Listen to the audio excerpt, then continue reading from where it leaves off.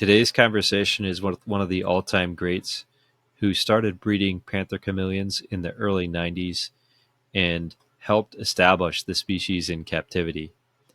When Brian Stewart got started, there weren't very many captive bred animals available. You had to work with wild caught, and when you wanted to source captive bred animals, it was through the mail with Polaroid pictures. Um, he's got experience that is invaluable and is impossible for anybody in today's breeding class to ever compare to. He's achieved things that we cannot achieve again. And I think that he deserves our respect. He deserves a close listen. And I hope you enjoy this conversation with Brian Stewart.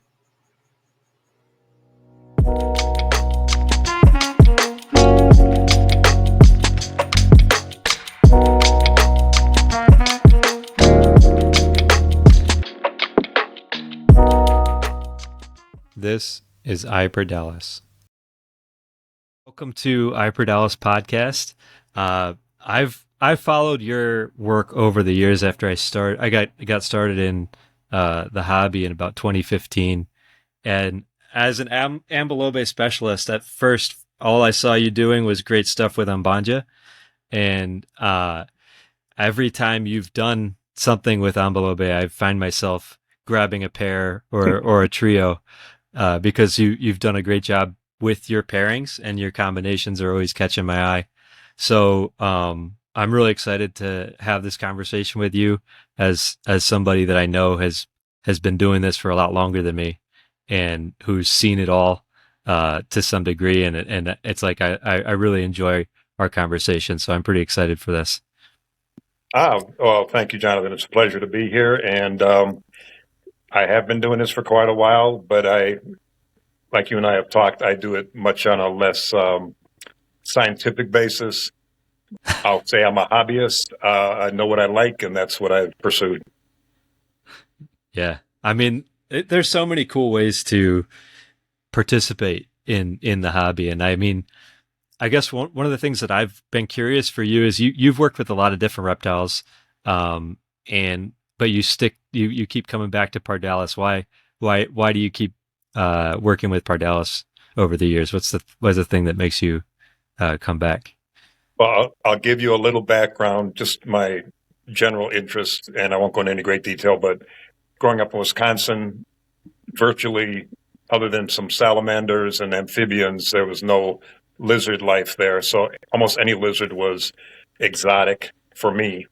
And in college, which was back in the 70s then, I was actually bought some chameleons, Jacksonite, probably from Kenya, because the thing was huge. And I think that's probably prior to the Hawaiian Jacksons. And then some dwarf chameleons, which very well might have been Bradypodian back then, because we're talking 50 years ago. No one knew how to take care of them. I put them in a 10-gallon tank with dirt substrate, and they lived a month or two. I actually bought them from a Boston department pet store, and obviously that just captured my eye. The chameleons were so different than anything else, so unique.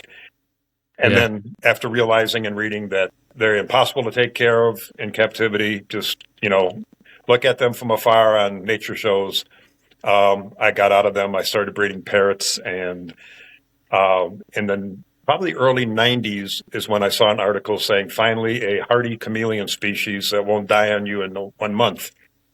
And that was the veiled chameleon. And Ty Park was in Chicago at that point. And I contacted him, and obviously the veils were extremely different looking with that huge cask and everything. And I got a hold of him, and he sold me a pair for, I think they were $150 or something back then. Turned out to be two males, even though you can sex them immediately with the spur on the back of their leg. But I got into them, and then I started doing more research, and I found the CIM, which is the Chameleon Information Network. and Hmm. connected then with the two editors at that point, Artie Abate, and if I'm saying that last name correctly, and Ken Kalish. And Artie was basically my mentor in all of this in the San Diego area, which was kind of the hub of the activity back in the 90s. And she started telling me about panthers, and I found them way more attractive than the other Unveiled. things. And I got a Nosy Bay, a Nosy Bee, however you want to say it, from Artie, Hmm. and that started me on my journey. And So you obviously, start you started with Nosy Bay. I didn't know that. she sent me one. I think I might have mentioned it to you back then. You did not do FedEx, and like you Hmm. and I have talked, you did not. There was no internet. There was Yeah, so I would wait it was like for send a picture in the mail. yep. And Artie was an amazing person, and that was her specialty was the Nosy Bay and the blue has always been my attractive color when it comes to anything reptilian. So I talked to her. I said, I'll take the plunge. You did not send them FedEx overnight. You sent them Delta Dash, and they would stick them in a container and fly them to you same day. And this poor guy Wow. got stuck in an unheated cargo, came through almost frozen. I opened the Hmm. container, and he was clung to a branch with his eyes closed. I could feel the freezing air whooshing out of there. He survived, but he had some complications. But that's pretty much that was my first panther. And then when I started to see the variations, I'm like, oh man, these things are amazing. And like you and I had mentioned, in the 90s, there was no ambulobes, there Hmm. was no ankarami, there was no nosimitio, there was none of that. There was 5 or 6 basic locales that you chose your color preference from back then. And Ambanja Yeah, did it. Ambanja did it for me. very cool. Yeah, and I've always been attracted to the yellow. So Mm-hmm. the thing we can agree about is the Umbanja that are yellow and blue. Yeah, The those are that is that is my holy grail. The ones that the wild caught one that was called peacock that at night was banana yellow and purple bars. yep. That and the It's Ankifi or Ankifi. Ankifi. So Yep. they are that is the color combination that most attracts me. Yeah, those are gorgeous animals. Yeah. So, over the years, how many locales have you worked with? Started with Nosy Bay, quickly moved into Ambanja. And back then, as you and I spoke, there was no differentiation in the, you might want to call it sublocales or the with Ambanja. It was, everything was Ambanja. It could Y- be green body, y- red bar, could be blue body, yep. red bar, blah, blah, blah. So there was no Ambato, Sambarano, none of that. Sambarando. Yeah. Yeah. Um, and so I worked primarily with them. I did have some Sambava. Um, I got Okay. back in Nosy Bays a little bit. Um, I didn't do the Ambelobe until I first saw a picture, like I mentioned to you in the Reptile magazine, of this incredible locale that had heretofore been unnoticed, which shocked me. And I was Yep. trying to think of the word, and you came up with the locale. They back then, I believe in the Reptile magazine, they were called Picasso or Sarama. And then you Sarama. mentioned Yep. Sarama was an actual locale near Ambelobe, correct? It's a city towards. There's a city that starts with S towards the coast. It's in the coastal plain between Ambalobe and the coast. Okay. Yeah. So Yep. that's how it was referred to, I believe, in that picture, or at least initially. And then, they went with the Ambelobe. So I moved into them, trying to think if I've done any other. I had some Pink Panthers for a minute. So Ankarami, never did Yeah. anything with them. Yeah, just for a Uh, minute. Um, I've never I I've never seen one of those in person. the when they fire up or when they're colorful, is when you get that Pepto Bismol bright pink, which is stunning. Hmm. At rest, I didn't find them very attractive. It was kind of Yeah. a brownish color, and once again, they're monochromatic, so it's a solid Yeah. color. So No. No. if No the solid, contrast. Yeah. yeah, if the contrast, if there's no contrast and you're looking at a muddy, that was me. So I'm not Yep. disparaging that locale. Everything is individual preference. So Knock yourself out. Go Yeah, for I think you are. I think you are. it. Yeah, Yeah, I am. I am. it's Yes. it's fine. It's fine. I like the contrasty look too. Like when I want my Panther to have contrast. Exactly. So And that's why, once again, for me, speaking solely individually, Nosibe, Nosimitsuyo, the the Ankarami, solid yellow, the solid blue, the solid yeah, pink. when they fire up, they're incredible. But at rest, which is what you're looking at 75 to Most of the 90% of time. the time, unless they're in their sleep colors, it's not something that attracts me personally. So, Yeah. I think that's the challenge that we have with those locales, and part of the reason that they don't persist. It's like a cool thing for the hobbyist who wants to get a rare locale, but for the general public, they're often comparing that brown animal to a more vibrant option for their first panther, and I think that's just how it is. You know, they're going to gravitate towards Zambanja and Ambalobe and Ankifi and even Nosy Bay. The way that all those animals look at rest and then also fired, they generally do seem to attract that first time panther buyer. and back in the 90s when there were a lot of wild caughts brought in the Chicago area where I would go, the wild caught Nosibe were not blue. They were not, but they were really attractive. They were a neon, Yeah, almost like a Nosimitsuyo, that lime neon green. They had yeah, red or yellow starburst eyes, and they were really attractive. And yeah. I've seen some of those on Madcam. yeah, no, and Yeah, they were um, because I was a blue preference guy. I'm like, ah. Plus, they were a whopping 40. They were a whopping $45 at the reptile show, which was out of my price range. But the they were actually very attractive in their own right. It's just that, once again, when you saw the pictures that were being put out at that time by the top breeders of these solid blue animals, which no one had seen before, and then you're like, it's another green lizard. Who wants that? We want the blue. Um, exactly. Yeah, yeah, yeah. yeah. I get that a lot with the yellow yellow body blue bar. So I understand.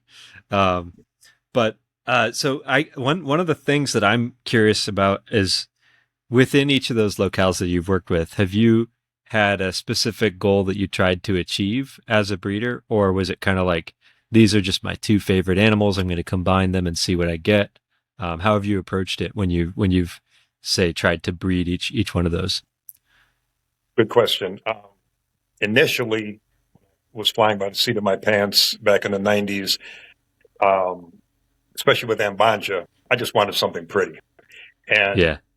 and back then, like I said, pre-internet and pre-focusing on lineage. Hmm. Oh, you have an Ambanja female? I'll buy it, because it's Yeah. Ambanja. Um, and then what I would get, I could literally, back then I was doing this in my attic in Milwaukee, and I could walk into a room and see maybe 20 babies in various cages, and there might be 10 or 15 males. Every male was different, individual. I mean, like strikingly different from that clutch, Yeah. Yeah. and which I just thought was cool back then. I for Ambanja, I might have a blue body red bar, a green Hmm. body blue bar, a purple bar, and then a kind of a muddy one that didn't look like much of anything. But everyone, Yep. I could Yep. come in and immediately identify.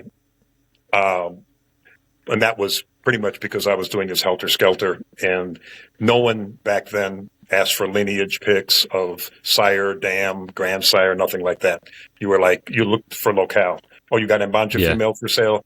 Yeah, I'll pick two females, and that's and what I did back then, which I've completely flipped, is I concentrated on beautiful sires, didn't care where the females came from, and Hmm. I would have like 8 wonderful looking males and like 2 females for my whole collection, just because the females were drab, and I wanted to look at these and it was a totally nonsensical way of breeding, establishing a breeding program. but it Yeah, I was was gonna like say not. I'm not advocating for that strategy, but it was. I want to go upstairs and see these beautiful animals. Okay, yeah. get a couple of females. Um, I of course flipped the script on that one. But Yep. what I concentrate on now is I have a particular look that I'm for ambanja that I'm after. Just like when you're doing your yellow body blue bar, um, Yep. you are looking for a specific look. You're not looking to introduce a bunch of different colors to into that scheme if possible. I don't want to speak for you, Mm-hmm. but I'm assuming that's what it is.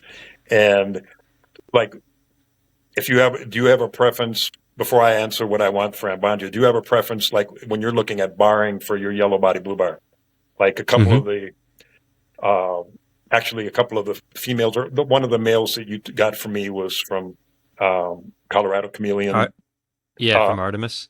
exactly, And then and yeah. that had that deep blue barring that was I found striking when I first saw it for Ambelobe. So, what do you what is your poster child that you would strive for? Um the thing that I really have been shooting for is a nice, well defined dark blue on neon yellow. Perfect. And Yeah. so yeah, so like I do have some baby blue bars in my project, but say like Papa Fee's bars as he aged with the neon yellow background, that was kind of hitting on after 5 generations, hitting on something that I was after. Um but I do like to have kind of a different yellow body blue bar looks going, where it's clean yellow, clean bars. Sometimes I'll mix in some mixed bars just because I know that that's going to get me closer to the dark blue. Hmm. So, right, because if you go too far on the blue side of things, you get like a baby blue to white bar. Whereas if you have a little bit of red mixed in, a little bit of uh, that gives you kind of a darker blue right on the border there. Right. Um, but I personally do try to avoid the red bar, envelope. So but that's, I mean, you know how it is. It's like you gotta give somewhere, because they're so diverse on their color scheme, that if I'm going to give somewhere, it's going to be on the bar. Whereas body, I'm uncompromising. It's got to be like clean yellow look. I don't want to mess up their bodies. So that's the way that I look at it.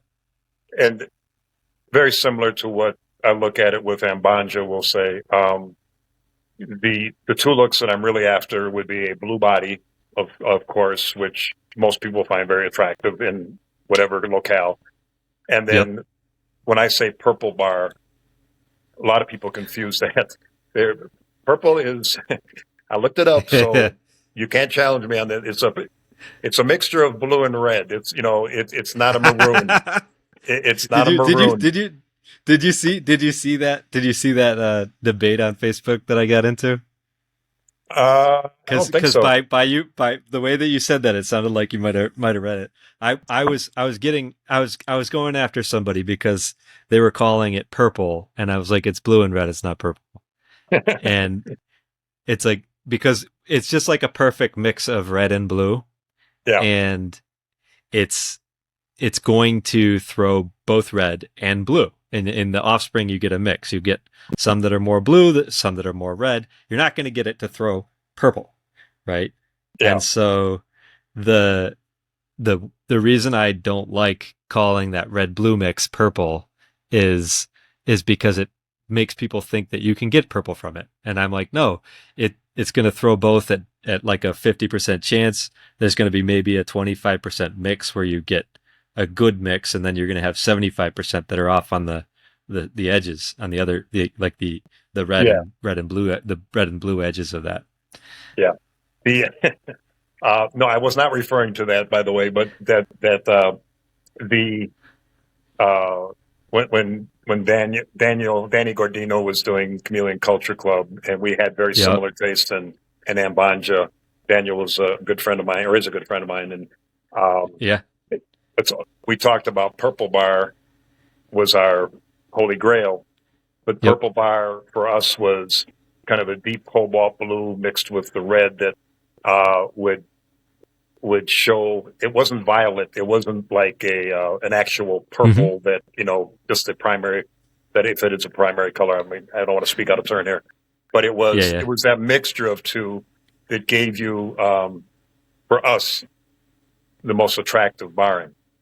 And Yeah. then you would see animals uh, or specimens, I will call them, that had maroon or burgundy bars on a greenish body, whatever. And people would say, "Here's my purple bar at Banja."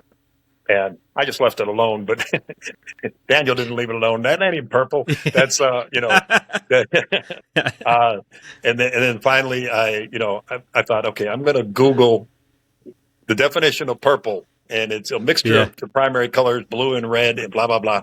And I even Yep. said, I finally got out of my shell and posted that. Um, but that is the color combination. The If it's an Ankafi, if it will flip very yellow and have that deep blue and red combination, it will look very purple barish. And you and I Yep. just described a specimen the other day that fits that bill perfectly, and it's a gorgeous animal. Um, Yep. that is the look I'm after with them. I'm not, what's the word? Not, I can't think what I'm drawing it, but I'm not, my preference is not red bar, whether it just like yours is not with your yellow body blue bar ambelobe. Mine is not Yep. with ambanja. And now, if it was an ambato locale or sublocale, however you want to phrase that, with that sky blue body, then that is a beautiful animal. That is It is. striped. It Yeah, is. that's a gorgeous animal. Um, but for my particular tastes, if it's a blue body, purple bar, or at night if it flips to that yellow body or an excited coloration, that's the end That's goal the for holy me. grail. That's the holy grail. That's what I'm going for. Very cool. Yeah. So, how do you do that? Yeah. What are some of the things you try to do to try Mostly to hone in on that? mostly photoshopping. That's what I go for. Yeah, a lot of filtering and It you covers know. up a lot of yeah. No, I wish I even know how to do that. As you have experienced with Bob and myself, getting us on anything technological is somewhat of a chore. Um, Yeah. so how I did that is really looking at lineage and looking at Hmm. obviously what your sire looks like, and then if I'm picking a female or from female genetics, I have to find that very prominently in the background. And that's when I never did back in the day, and I don't think most people did back when this became a thing back in the '90s. Primarily, was you didn't really, at least I didn't. I'll speak for myself. I didn't concentrate whatsoever on the female side of the On the female side of it, yeah. yeah, and now I find what a mistake that has been because uh, females to me are the backbone of your breeding project. As you Yep. and I have experienced trying to sell females, obviously the pet market is not going to be an avenue for females. It's strictly breeders, which I get. Um, but I think that people need to be aware of the female part of the equation as at least as important as your gorgeous poster child male. And Hmm. if you breed that male to a bunch of nondescript lineage females, you're not going to replicate the look of that sire. You might get 1 out of At all. 10. You might get one Yeah. out of 20. You might get zero. Um, Yep. on the other hand, I think a female can cover up a lot of minor character flaws with the male, the genetics of the female. Yeah. If you hit on that female Yeah. and she looks anything like the sire you paired her to, you get a great consistent mix, right? Let me ask you, have you noticed there are some very highly colored females that pop out, certainly with ambanja, and you'll see a Mhm. lot of purple on and people will post the. I have never found out or had anyone say if those actually are carrying special genes and that their offspring tend to be more colorful just because they're exhibiting, or is that just an outlier that happens to be flamboyantly colored? Um, I don't know. I tend to think of it a little differently, which is when a female is distinctly colored and I breed her and produce a male that I really like, then it makes it easier to select females from that line in the future. So I say you get a female that had great purples, and then you breed her, you get an animal that is exactly what you want from her. Then you breed that one in that next gen. The females that look like their grandmother are the ones that I keep, are the ones that I'm going to be like, that one I'm definitely keeping, looks just like the grandmother that produced the animal I like. And so I generally think about it like that. Not necessarily that there's anything you can generalize about females and male colors, but just that when I know that that female produced a male that is exactly what I'm looking for, then I can use that as information moving forward, but not necessarily generalizing to a completely unrelated group over here, just to try to figure out which females are carrying the traits of the male that I want. Makes total sense. Yeah, yeah. That's But yeah, I don't. That's just me guessing right now. I mean, I know that I'm on my sixth generation, so I've done it enough to be able to have selected granddaughters and granddaughters again. So um, I'm getting to a point where I feel pretty confident about that. But so like for example, Papa Fee on the Papa Fee line, the female that produced Papa Fee had a ton of orange on her. And if you look at some of the females from Papa Fee, there were some that were very orange, like Valsari that I paired to Wild Caught Dia. She was very orange. And so it was like similar kind of thing. I was like, okay, this is the female that looks just like her grandmother. I'll pair her to the Wild Caught and try to create F1 with that. And so I was using female traits, but in that way, like the grandmother, trying to sure. mine out what was in there. Okay. But If you had to choose when you're in a clutch, of say, of 20 babies and you have 10 females, do you normally um, select just the strongest, most robust females, or do you look for specific traits in that female? strongest, most robust is the primary goal.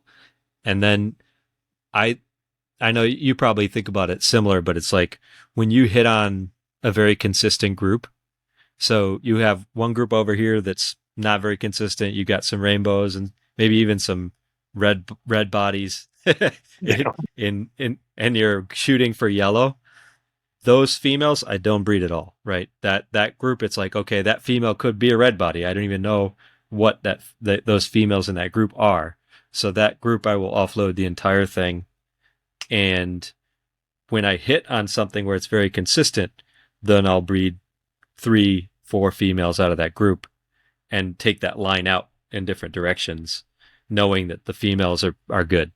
Yeah. Um, and I think that that's to your point about how females are the most important part, because you can see what's in the male. You know what you're working with.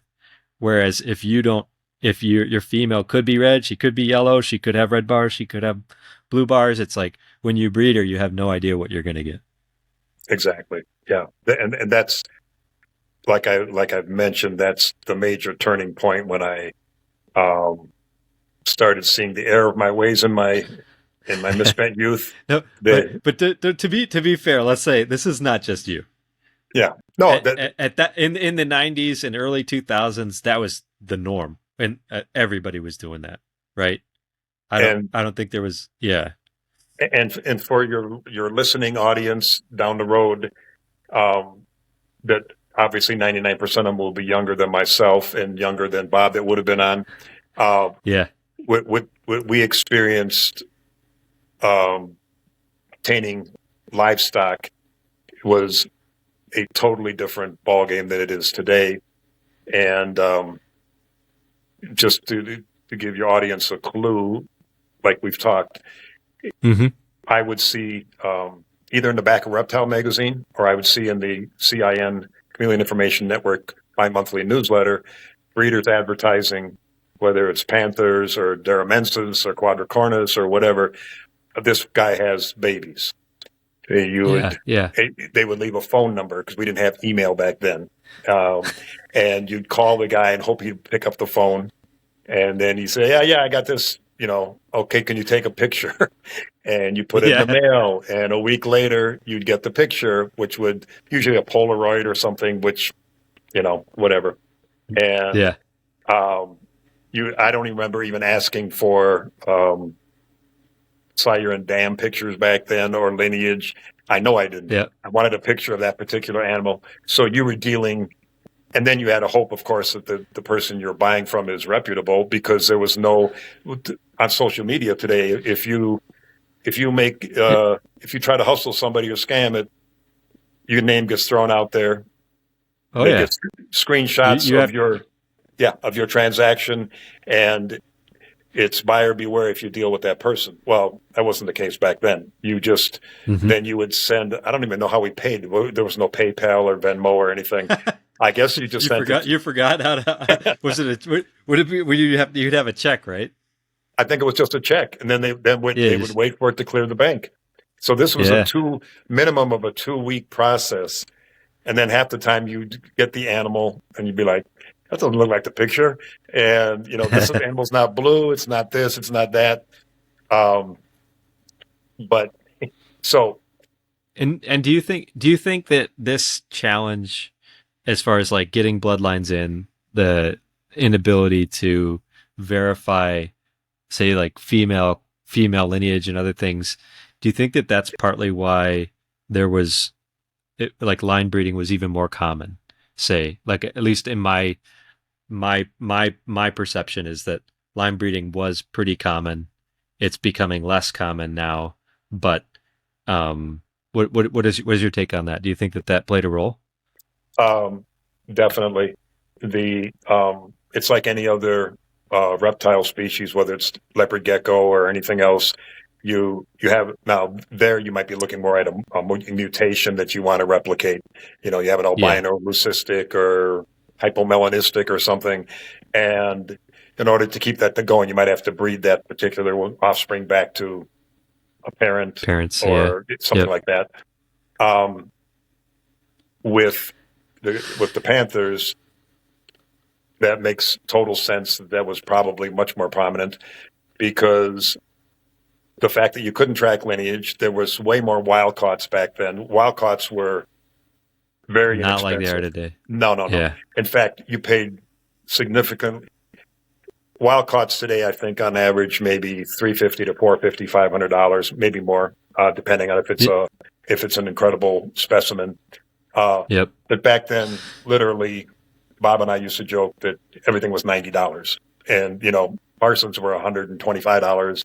Everything from Madagascar was $90 or less. If you saw something above 150, you're like, yeah, they're crazy. So there was if you wanted to replicate a specific look, and you didn't have any idea where the females were, you didn't even know if they were the same locale, and a good portion of the time they weren't. So you got in a so-called wild-caught Ambanja female. If you were ethical, you bred her, you raised up the babies and you saw for sure what you had. If she came in gravid, then the same thing. You didn't sell the babies off at 2 or 3 months old, or 3 months is, kind of the breaking point, because you really didn't know if you actually had that specific locale. And there were a good portion of the time you did not. And then, as we have found with Ambanja is a catch-all phrase for several different small areas and very distinct looks among those areas. If you go on MadCam, like we said, Sambarano, Baranja, Ankifi is basically a locale now, but they used to call it a sublocale of Ambanja. And all of them had a pretty specific look that generally fit the bill, but it was, from that, if you wanted a blue or purple bar on this, you would have to know what specific area from the large ambanja region that actually came from. Back then, of course, you didn't. Yeah. You got an ambanja that you happened to really like the way the male looked. Then you just spread it to whatever was called an ambanja female, and that's why you would Mm-hmm. get what they now call the Skittles effect with Emelobes. You would get green body, red bar, blue body, red bar, blue body, blue bar, blah blah blah. Everything. Yeah, Yep. and once again, so I guess if you reproduced a really nice clutch of males that you really wanted to further that look, then line breeding made total sense, because at least you Yeah. knew what you had, and you couldn't investigate any further back than down the line. Yep. And whereas when I got started with yellow body blue bar, I looked around and I was like, there's at least 6 or 7 really high quality projects out here that I can choose from. And I remember when I produced my first clutch, it was rainbow. I produced a red body blue bar. I produced some stuff in the middle. I produced Jude, right? I had, if you look at I have the sibling gallery up on my website. It was totally random. That group was totally random. I didn't keep any of the females. I just kept Jude, who was the male that looked the way I like, from a yellow body blue bar standpoint. Mm-hmm. And then I went and found Bobby Ruddock's lines. I found RB Bartow doing some really cool work, and I got females from each of those guys to continue it from that point forward, right? And I was lucky because they posted all their males with that like their clutches. There would be whole groups of them where you could look and see, oh, that group is really consistent. That's exactly what I want. I'll get a female from that. And Yeah. and build on it like that, because with the internet and a lot of other people doing really good work, you have the privilege to be able to, benefit from the information that's out there.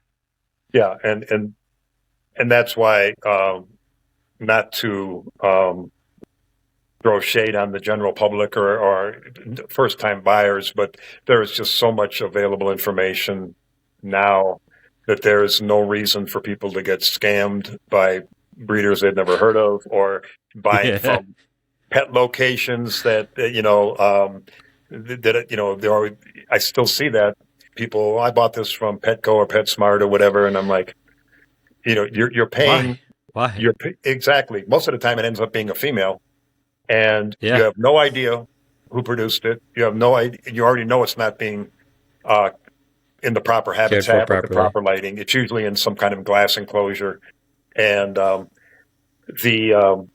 and you're like, okay, you're paying pretty much what you would pay from a reputable breeder that's been doing this for years, that is honest, ethical, and highly adept at producing quality babies, and yet you're buying something, and then people hold it up on their fingers. Is this a male or female? I just bought it from Petco, and it's this big, this big for $300, and I'm like, that's what are you doing? That's what stuns me, because I went through the growing pains where literally you had to wait 2 months for a newsletter, and then you look in the back real quick, who's selling what. You got to call them on the phone, hope they haven't sold out their whatever. And nowadays you can just, dial anybody up on your cell phone and hit private message. What do you have? Send me pictures, send me lineage, blah, blah, blah. And, I'll say also, like, the standards have improved. Like I remember when I first started in like 2015, 2016, before I even saw you post anything, I heard of the Brian Stewart standard of like that 3 to 4 month old juvenile that is huge. It's just massive. Right. And so I remember hearing of this thing, and I was like, who's this Brian Stewart guy, and how is he producing these giant juveniles? And so that was definitely one of my motivations when I got started. Was I wanted to figure out how to do that. I wanted to figure out how to emulate that quality that you were already achieving at that time with Pardalis, and that's I think um, it's something that I hope that like we can continue to do as breeders and as a community, is like somebody hears that you're doing a great job, and that motivates other people to come in and get involved. Well, definitely, I appreciate that, and I'm not going to sit here and toot my own horn and say, yeah, every baby I produce grows like I have to stop them from growing. My God, the the I haven't identified the variable because there definitely were um, clutches, and I'm sure you've had them. You've had variable growth rates over, and you are one of the few that Absolutely. actually, as far as I know, raise babies individually. And in, I do much more group raising, and that Hmm. comes with its own perils. But I have space and time considerations, so I do what I do. But Yep. Yeah. a lot of it you can determine very early on. Obviously, the strength of a clutch. And if the babies hatch out tiny, if they hatch out weak, it's a done deal. Hmm. If if um, if you have nice, vigorous, strong babies and they start feeding and they're growing, then it's pretty much on you as the breeder, to facilitate that with the quantity and the Yep. quality of food and the way you're. If they are feeding strong and you feed them 2-3 times a day, and every time you feed them they're nailing crickets and growing, there's no excuse for them not to be. Just that's the way they're going to grow in the wild at 5, 6 months, 7 months. These things are reproductive. I don't know about 5 months, but maybe so. I've gotten yeah, females start Yeah, to get receptive at the max rates around 5 6 months. Yeah. and I agree. I've had, and it kind of scared me at first because the prevailing wisdom back in the day was, don't breed these things before they're a year old. You cruel keeper. These are delicate little females, and then sometimes you would get females from the wild that were 30 or 40 grams, and they were gravid. They Yeah. were literally Yeah. half the size. I think the standard now is at least 50 to 60 grams you shoot for. That's about Yep. the size when they become receptive normally. And, Yeah. I personally, I wouldn't breed from a female 30 or 40 grams, even if she was receptive. But in the wild, Yeah. Because she's not great genetics, if that's the exactly, case. exactly. In Madagascar, I don't think too many male panthers are going to go, oh, that female's a little too delicate for me, even though she's receptive. They're, it's, you know, Hmm. the They're females are getting they're jumped.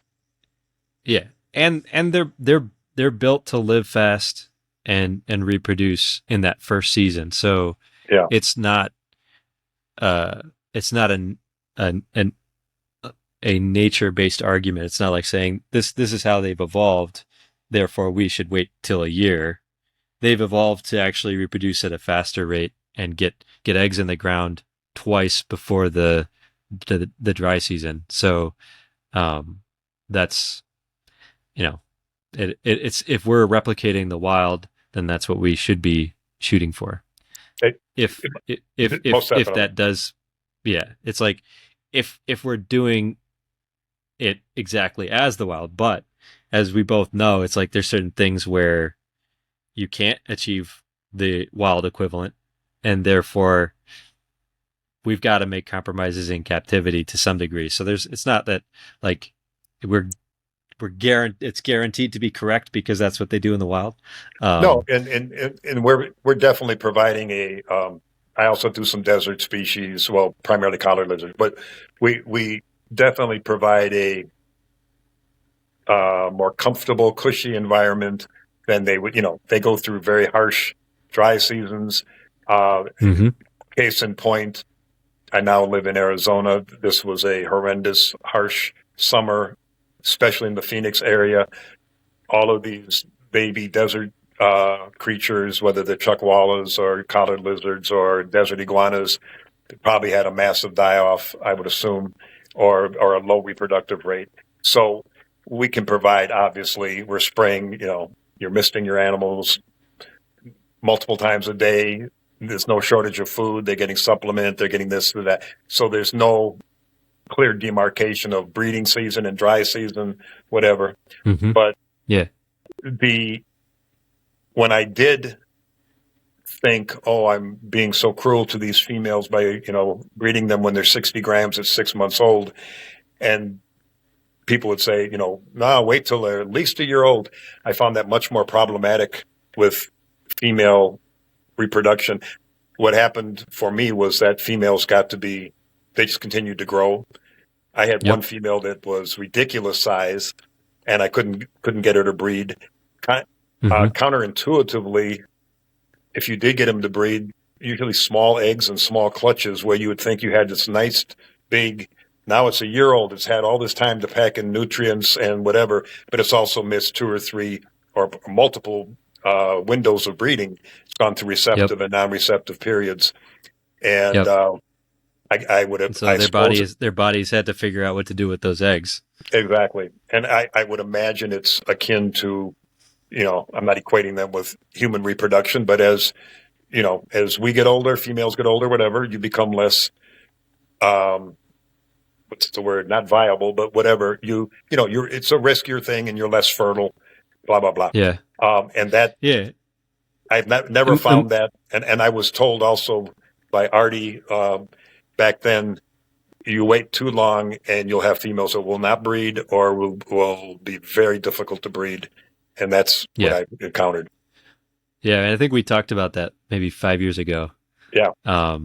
That was one of the first conversations we had was about females and the ages that we breed them, and at the time the prevailing advice was, like you said, wait till they're more than 60 grams and a year old.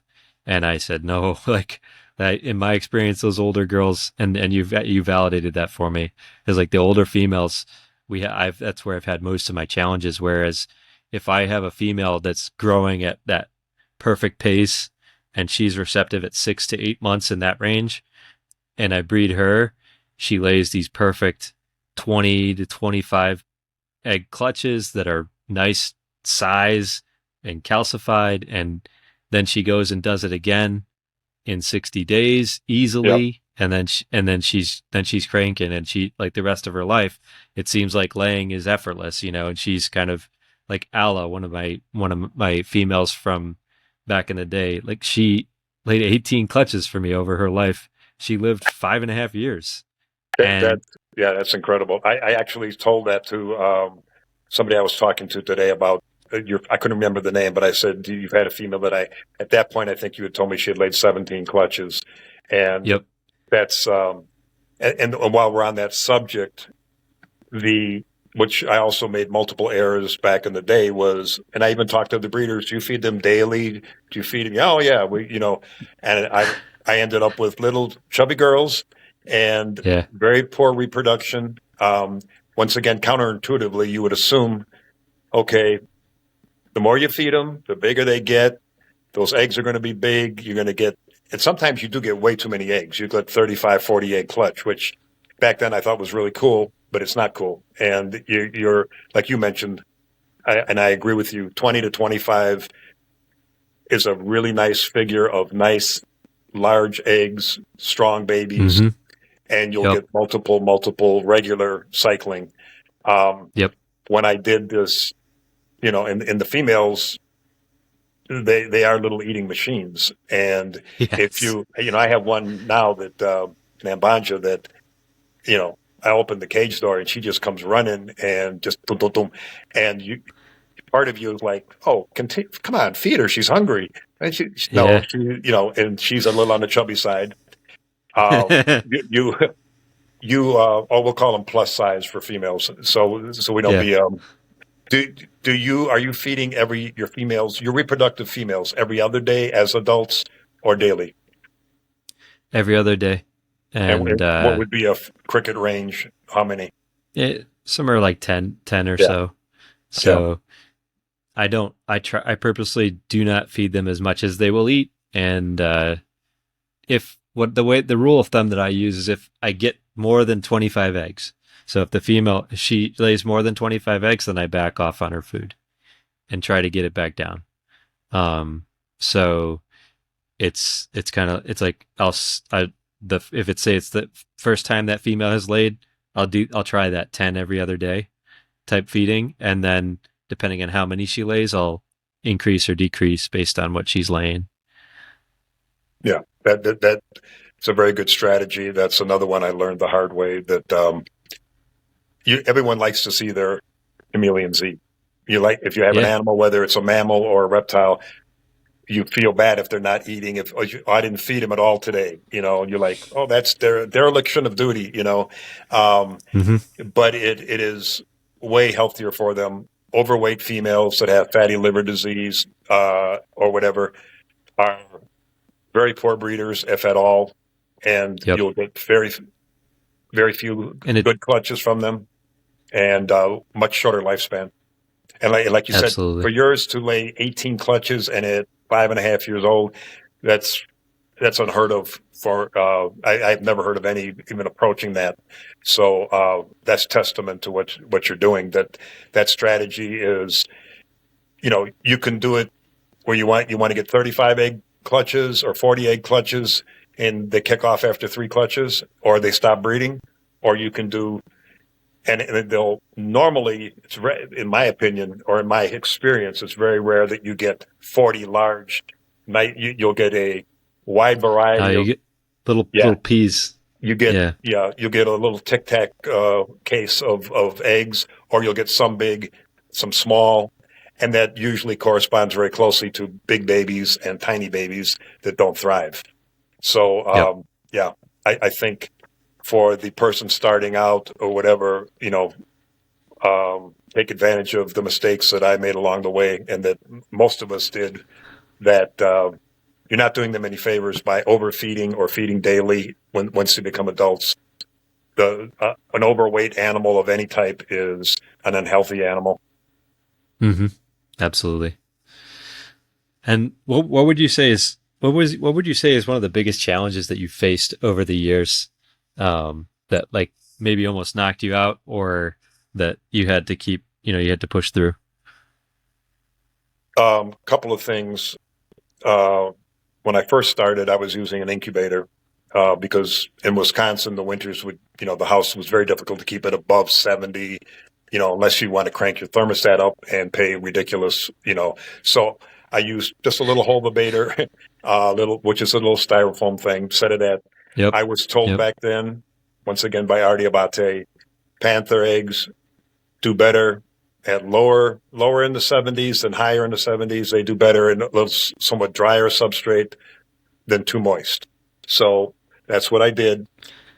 I used little air holes in the containers, and I had some clutches that would hatch out and would grow like you've never seen. By 4 months old, I mean, it was ridiculous the size. Then I have several clutches that would go 9 months. The eggs would sweat and nothing. They couldn't Hmm. pip the egg, no slitting of the egg. They couldn't emerge.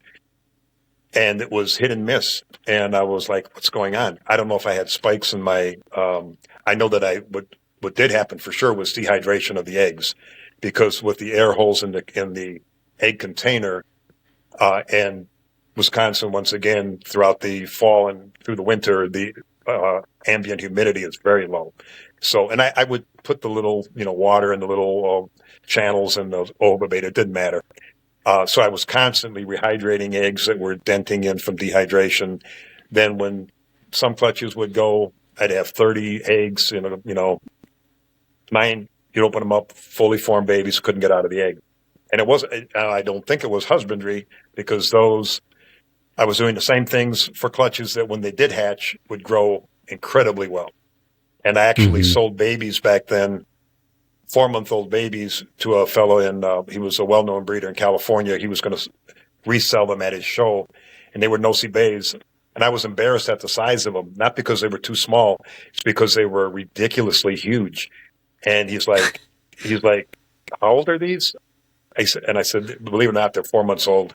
He said, I can't sell them at 4 months. I can't tell people that because they're going to think I'm just bullshitting them. Yeah. And I said, okay, we'll do what you got to do, but here's the hatch date. And I actually had to, it was, and I'm like, It's the what am I it's the doing Brian wrong? Stewart standard right there. Well, That's what I and I was, remember. and I wasn't bragging about it. I was like, and I even asked Chris Neely from Colorado Cams. I said it because some of the clutches were like too big, the babies, and I'm like, I'm afraid I'm over supplementing or overfeeding or whatever. He goes, the females I'm getting through are breeding great. Hmm. These animals are super healthy, and I'm like, okay, that was enough validation. But Yep. I actually stopped breeding panthers back then. I got enamored of many different chameleon species, so I would try quadricornis. Back with what they called rudis back in the day, but they weren't actual rudis. They were Sternfeldi. Hmm. What else did I have? I had a few parsons. I never tried to breed them. Back then, it was considered impossible. And Yeah. Jacksons and Eliades, a couple of the Montaigne things that I can't think of at the moment. Was it 'Cause was it partly because of incubation? Like we hadn't figured out how to incubate parsons, or yes, that they couldn't crack the code.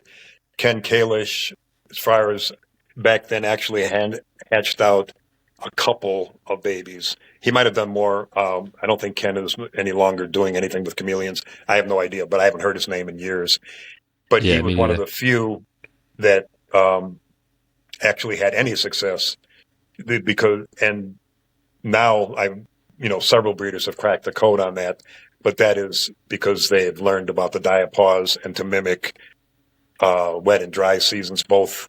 With Hmm. don't I'm not.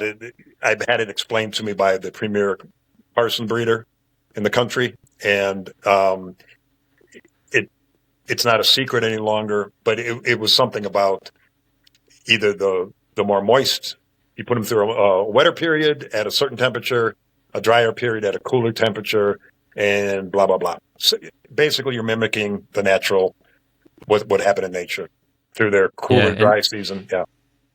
and one of the cool things I talked to Alex over at MadCam, and she said one of the things that they've been doing now is they've got these soil probes where they're putting data not just on the air temperature but the soil temperature for that purpose, so that if Uh, you are trying to breed a parsons from a specific locale, then you can go on there and get the soil temperatures, the precipitation, and other things to try to mimic that. that's super cool. I know that um, Artie kind of flipped as once she actually did field work in Madagascar.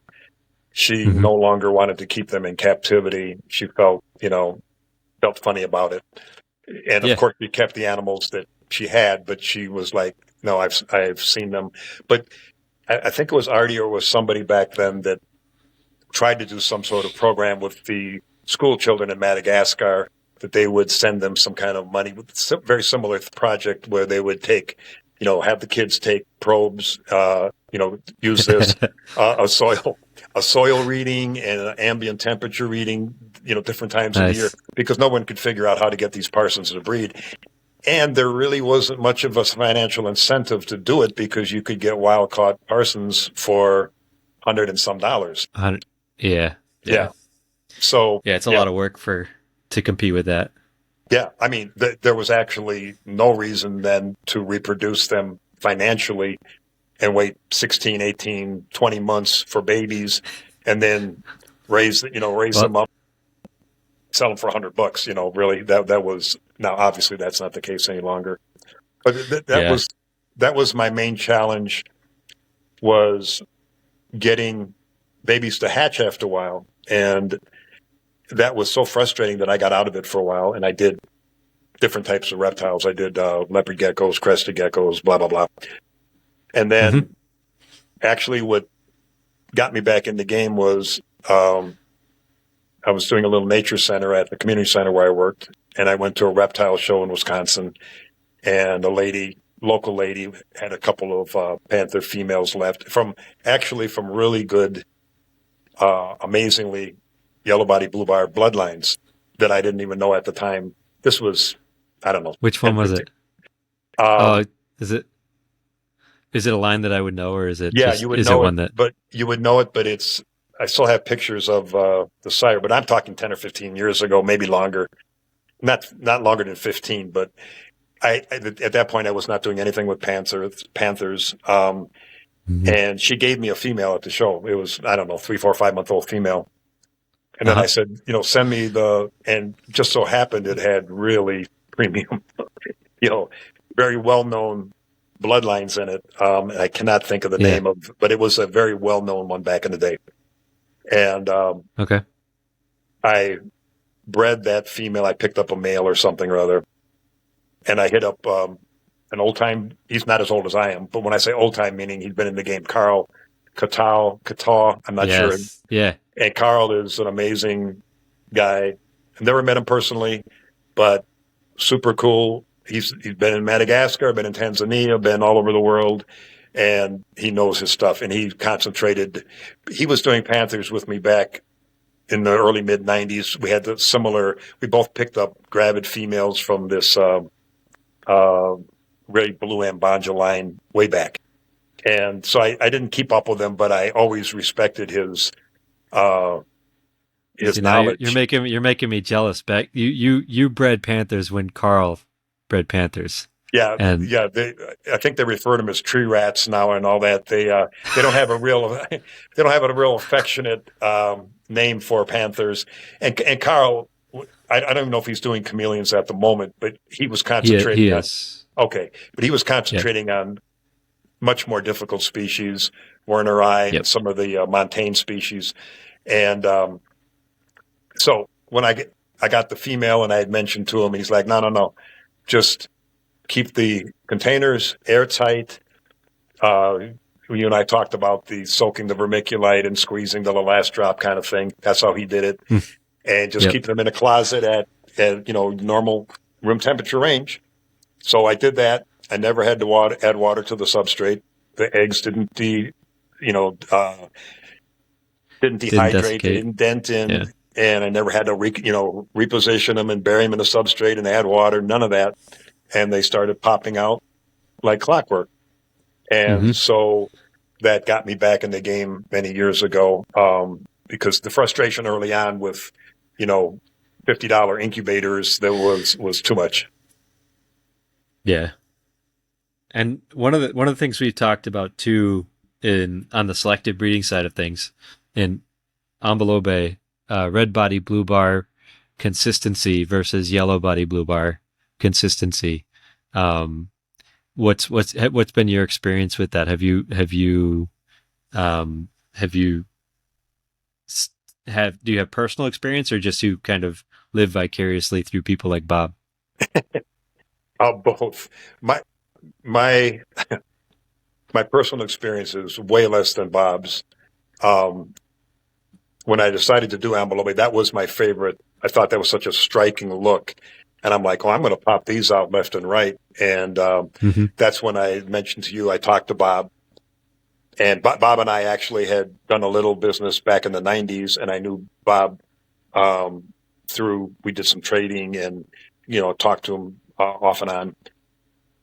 And I contacted at that point Jim Flaherty from Chameleon Company, who was the biggest name in popularizing chameleons. I think he also did a company, Bebe Blue Chameleons or something. I think Oh when yeah.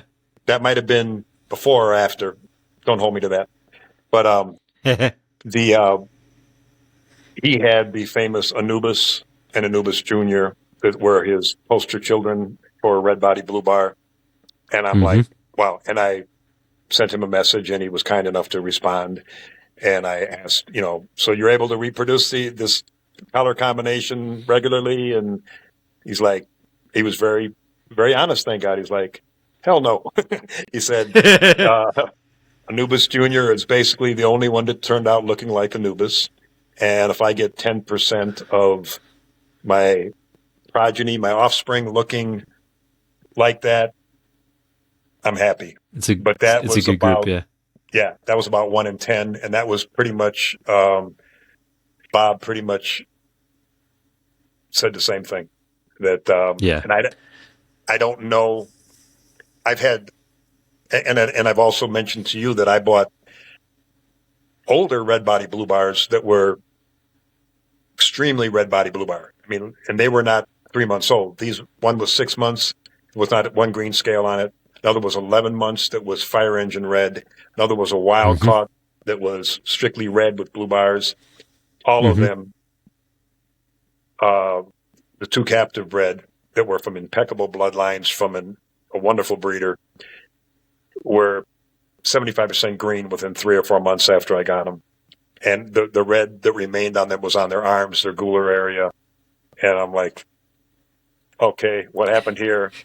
And then Yeah. Bob also told me that he showed me pictures of one of his sires. I think it was Rojo, and then there was another one that went through these drastic, what we now call funks. You know, Yeah. the color where they really just downturned for months at a time, and you could not Mm-hmm. even recognize these animals as being these incredible fire engine red blue Reds. bars. Yeah.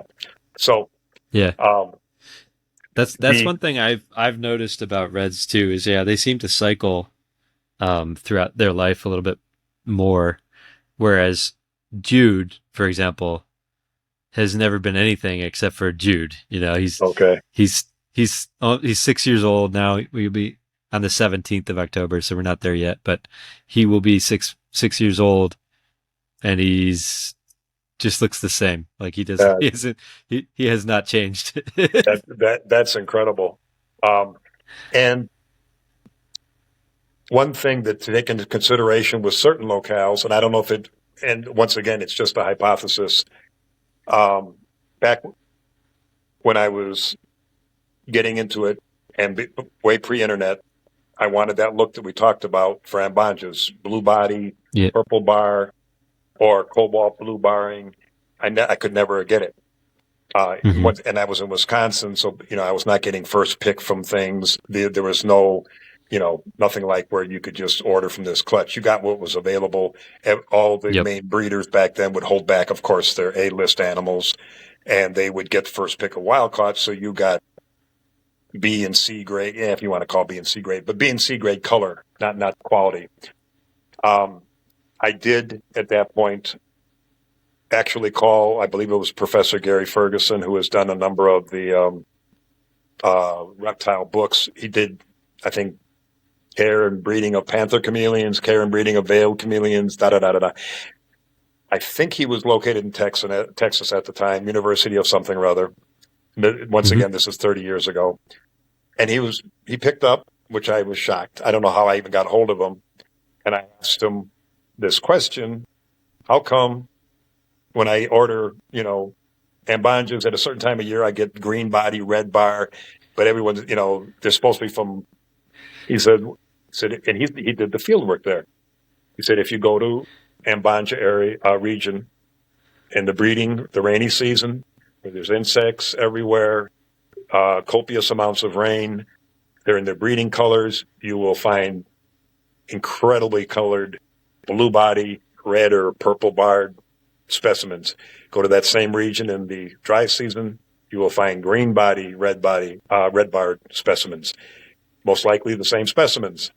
So whether it's availability of hydration and the insects that are feeding on all the flowering plants during the breeding season, so they're getting this copious amounts of beta carotene and whatever, and then Hmm. they're struggling for life through the dry season where there's very little rain. Probably the insect Yep. population is nowhere near as plentiful. Um, and that might correspond to these seasonal funks. I don't know, because in captivity, we of course don't put them through these drastic The, changes, yeah. but just an idea. Yeah, but they definitely don't look as good when they aren't being cared for properly, right? So when Oh, they are going through stressful conditions, their colors change and they look drab and they look they the thing that's interesting about the funk to me is like people swear that they're providing perfect care for this animal that's in a funk, right? But I personally, whenever I see that, I'm like, something's wrong. Like something has to be wrong. They have to be stressed. Maybe it's a diet thing. Maybe it's humidity. Like I'm going to run down the list of everything to try to figure out why they're looking the way that they do when they're in those funks. And because it's happened to me, a couple animals have done it, um, and it's something that I'm like, something has to be wrong. Like this is not I the mean, way it's supposed to look. and that it might be. I mean, I'm assuming. I'm not a scientist. I'm assuming it's something chemically or hormonally with the animals. I asked Bob Hmm. if it corresponded seasonally with him because he's in Santa Cruz area, I believe, and he maintains a lot of his stuff outside for a good portion of the year. He, Hmm. I don't want to speak for Bob, but if I remember correctly, I thought he said it would never corresponded to what you would think would be, something seasonal, a shorter photo period, that kind of thing. Um, Bob might be able to correct me on that if we ever get him off his flip phone on here. Um, but Yeah. uh, but the and my animals that would uh, go through drastic color changes,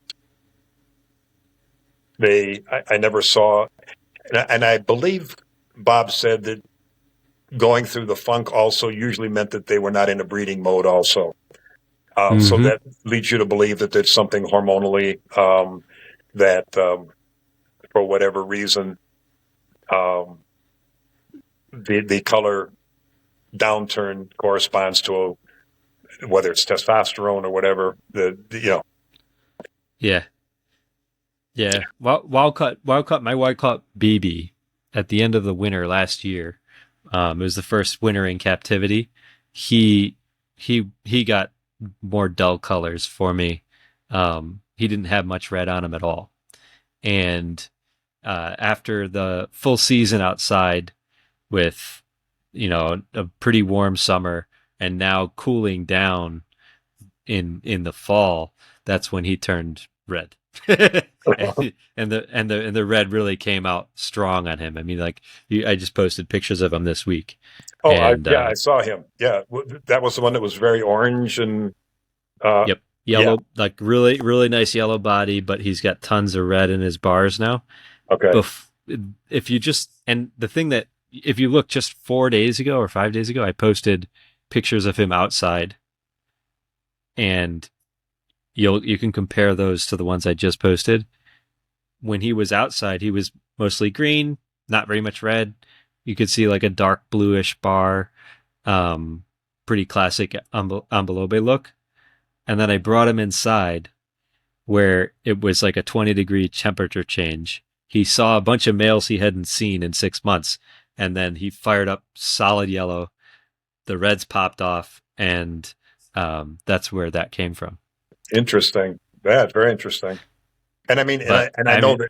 Yeah, I know that they've said that for years with virtually any species of reptile. If you have a male that's not really showing much interest in breeding, show them another cooling down. male. Yeah, you show them Yep. another male, and you see if they flare up, and that usually will get the hormones. Unless he's a really submissive male to begin with, Mm-hmm. and all you're doing is terrifying him. Then, but usually, you know, or or Yeah. or you show him a mirror and he sees his reflection, and he'll flare up, hopefully color up. You certainly see that almost every time with wild caughts. I've had a number of captive bred males that had very little, if any, interest in breeding. You show them a mirror, they don't even puff out their gooler. They just look at it like, oh, there's a handsome fellow, and that's it. And you know, and you look at it like, are you kidding me? But um, you know, that might have also the way. Let's put it this way: you are raising your babies individually to the Hmm. or either very small groups or individually. Yeah. So you are getting probably maximum um, potential from growth rates, from normal, whatever. Because in the wild, if they want to get away from a male, they just get away from it. If one Yep. male is flaring up and they're like, he's too big for me, I'm running. Yeah. Because I've had to communally raise them to a certain extent. Um, they still grow really well. but some of those males are going to spend some time hiding. they're going to spend some time hiding, and they're put in an unnatural situation where they can't get away from other males. So I don't know if that would match. Once again, I'm guessing because I don't have any scientific background or evidence that any of this is true, but it makes sense that you're always going to have the strongest alpha male or the dominant males. You have submissive males or males that in nature would still breed, but they would get the heck out of Dodge if another bigger male comes there. They don't have that Yeah. option if you're raising them past a month or two. They're coloring up, sometimes not as well or as well, but I don't know if that has a long-term effect on testosterone and breeding Mm-hmm. potential. I never really thought of it now that too much. Well, yeah, I Yeah. did think about it. Well, Yeah. yeah. Yeah. I mean, well, we all know that like at that age, neuroplasticity is the highest for mammals when they're developing, and or sorry, reptiles, all vertebrates. So neuroplasticity is very high at that age, but then it's not. It's not. They're not as flexible later in life. So there's reason to believe that like it could have a lasting effect on their behavior long term because their brain developed in this unnatural state, and then they're when they're older, they might not be able to adjust as easily. Um, Yeah. and so Uh, that's one theory. That's one theory I've had about like why is it that captive bred versus wild caught will have these behavioral patterns that are different. and it's a very good, very interesting idea. And I definitely buy that because I know that um, obviously I don't have the space considerations or uh, time to set up, a bank of 25 small cages for one clutch. It just would be impossible for me. So Yeah. I'm doing group raising, which I'm not advocating, but I'm, It's all don't good. get me, but they, I normally don't see very few times do I see any aggression, outright aggression, or even tail Mm-hmm. nipping. I had some of that way in the past. And obviously at a certain age, you have to separate them or sell them off, very quickly. But I have noticed I'll keep back these incredibly looking males, holdback males that have shown from day one these guys are special. They're the Yep. biggest or the brightest or both. And Mm-hmm. and a lot of times I'm like, when it comes time to make your move, nothing. And I don't have the maybe it's my advanced age. I don't have the patience to wait a year and a half for to see if something For them actually to kicks figure it in. out. Yeah. Yeah. So unfortunately I've had, to unload them with full disclosure, like I've not been able to get them to breed, but take your shot because this male is incredible. Um, and then on the other hand, I've had 4 or 5 month old males that I've come into the room and they're head bobbing and they're trying to get out of their sister. They're nowhere near even mature. They're not size wise, whatever. And I'm like, what's going on here? This thing is 4 months old and his eye turrets are all lit up and he's boom, boom, he's crawling down the branch. So I Yep. can't reason within that there's any specific variables that or this happens at a certain age. No, it's just willy nilly. Mm-hmm. But I'm not the only one because I've talked to many breeders that are like, yeah, captive bred males are just laid back. Sometimes you get them to breed. A lot of them don't breed or they'll take their time.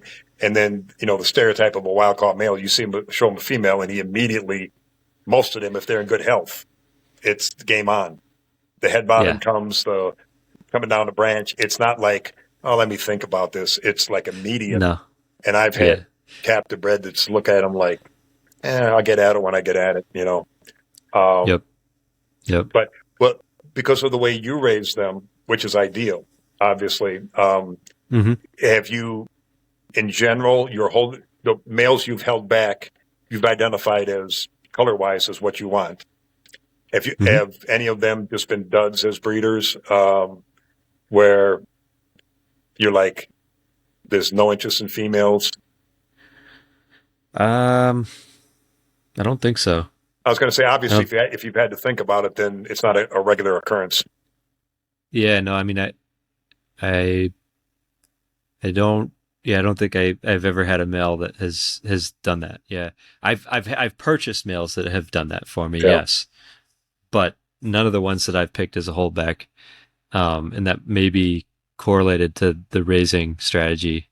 Um, but I mean, I'd have to find somebody else to confirm it. But yeah, no, my holdbacks like Dude, Nugget, Jackson, Jack, like running down the list. Everyone I've held back has bred for me pretty easily. Um, It, when you first expose, because your cages are partitioned visually, correct? They can't see yes, each other. they So cannot. when let's say when your male is 4 or 5 months old, where he's no longer a little guy, he's developing color. Yep. He's a teenager, kind of Show. adolescent. If you show Yep. him to a brother or whatever, is They'll usually light up. yeah. Yeah, they'll See, light up. Yeah, yeah, they're ready to go, and that's part of why I can get good pictures. Right? It's like from a from a business standpoint, there's also a huge benefit because every male is ready to go, and they like if you show them a female, you show them another male, you can get great pictures of them because they're gonna show their threat display. They're gonna go after the female, like whatever it is, because they haven't seen them at all. yeah. Um, And that pretty much answers my question or my theory right there. Is that you're getting very naturalistic behavior, whereas if you've had to group raise them to any certain extent, you're subduing some natural responses on a good portion of those males, I guess. Yeah. And from a selective breeding standpoint, not seeing it, Yeah, yeah, right? yep, Because like that's the thing that I get most excited. I mean, I get excited about the ethical side of it, but like as someone who's really interested in selective breeding, that's one of the things I get really excited about is I can run down that rack and look at each of the males, take them out, see what they do, and then figure out which one I want to keep from and know with a pretty high degree of confidence that I'm keeping the right one. yeah. which is like the biggest challenge, right? Oh, It's of like when course. you're like this is a great clutch, and then like you're immediately the next thought is like, well, which one am I going to keep? Like Yeah. how do you pick your holdback and how do you keep it going? Yes. Um, Yeah. No, that's true. But I mean, even just hearing this now just reinforces kind of like what I had been thinking. And it's something for, I guess, aspiring breeders or people just, even on a minor scale, how do you maximize um, even a single clutch? If you're looking to hold back a female, a male, whatever, if if you have the wherewithal to split them up either individually or very small groups or sex-wise or whatever to give them a very naturalistic raising, you will not encounter some of the roadblocks that I've encountered, and or that I think a lot of people have encountered because we've all bought males that don't do anything, and people say I can't get this guy to breed. Very rarely is it a wild caught. Um, you've reinforced for me now that because you haven't encountered much of or any of that, and I think it's in in in in my holdbacks, some people have purchased animals from me who have not bred. Yes, also you so dumped off all I can, you yeah. you I mean, I could see the behavior, and I make sure I keep that one. Yeah, yeah the you've offloaded all your junk. Okay, got it. yeah. Yeah, no So the to be fair, I'm yeah not, I'm not going to say that it's never happened from my line. Yeah, no but I mean anyone that's thinking about breeding anything, yeah, there's no sure thing. Everything's a gamble. You can keep back yeah. the most beautiful male. You can keep back an incredible female, and she can, God forbid, die egg bound. She could lay duds. You can. She just doesn't time things right, whatever. The that's not a normal occurrence, but it's certainly a possibility. The breeding game is, but to maximize your opportunities and your Chances. potential and Yep. your chances of success. Um, it to do it right at the beginning is to listen to how people that have gone through trials, certainly like myself, being in Yep. it so long and not knowing any better, and then knowing better and still not being able to do certain things. Um, but Yeah. Well, the, I'll say this, Brian. I was lucky to have you oh, because I I could sit back and look at what everybody else is doing and figure out where I want to get like how I want to get started, what I want to do. I could see what people were doing in Facebook groups and stories and everything that was going on in the breeding community. And then I didn't have the burden of a project. I had no project. It's like, where am I going to get started? And so I think that, um, I've some people have used the phrase like standing on the shoulders of giants, but I really do think that that's true. There's nobody getting started today who is not benefiting from everything that you've done, everything that Ed Kammer has done, everything that all the breeders who came before us have done. And so that's at least my perspective is like the people who are listening to our conversation are going to hear everything that we've said and avoid all of our mistakes, and they're going to be able to benefit from that information, which is great. And so that's kind of the way I see it. well, I really appreciate those words, and that means a lot. And the I'm not a person that goes on social media much. I don't have a really cool cam company name, and I've had Jared and other people to say, "Oh yeah, suggest names for me when I was back in Milwaukee, Brew City Cams and this and that, and and it's just not my personality. So I've always done Yeah. it low key, whatever. Once again, not a smart move business wise. The smart move is to be active on social media these days, Instagram, whatever and whatever you're breeding to get your name out there to market yourself. That is, I'm not disparaging that whatsoever. That's a smart move. It's just not something I'm really comfortable with. Um, but what I will say for anyone, there's a lot of, we both know that people get into it and they get out of it fairly quickly. There's fly by night people. You look at it like, okay, well, wait, they lay 20, 30 eggs. And then 2 months later, they lay another 20, 30 eggs. 2 months later, if you do, okay, so after a year, I'll have 100 babies and $300 or $400 a pop. That's $40,000. It's amazing. Why isn't everybody doing this? And of course, that is, you do them. Everyone's done the math. I've done it myself when I first got in, and I still do it. I'm like, okay, I also know what I spend on a cricket bill weekly. I have my fruit flies sitting on my toothbrush that they've escaped, and my wife screaming at me. And Yep.